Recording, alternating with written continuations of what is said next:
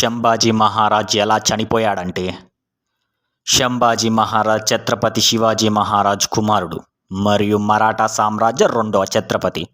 1689లో మొఘల్ చక్రవర్తి ఔరంగజేబ్ సేనలు శంభాజీ మహారాజును పట్టుకొని అతడికి అమానుషమైన శిక్ష విధించాయి. శంభాజీ మహారాజును ఔరంగాబాద్ సమీపంలో మొఘలులు పట్టుకున్నారు. ఆయనను దాదాపు 40 రోజుల పాటు నిరంతరం హింసించి చివరికి 1689 మార్చి 11న హత్య చేశారు. మొఘల్ సైనికులు శంభాజీ మహారాజుని పట్టుకున్న వెంటనే ఆయనను ఔరంగజేబ్ ఎదుటకు తీసుకొచ్చారు. ఆయనను ఇస్లాం ధర్మాన్ని అంగీకరించమని బలవంతం చేశారు. కానీ శంభాజీ ధైర్యంగా తిరస్కరించాడు.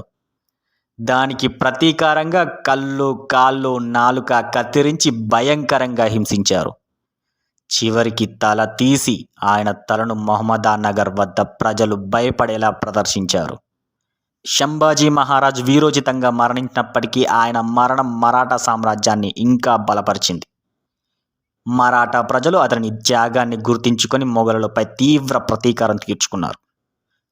శంభాజీ మహారాజ్ మరణం మరాఠా సామ్రాజ్యాన్ని మరింత శక్తివంతంగా మార్చింది.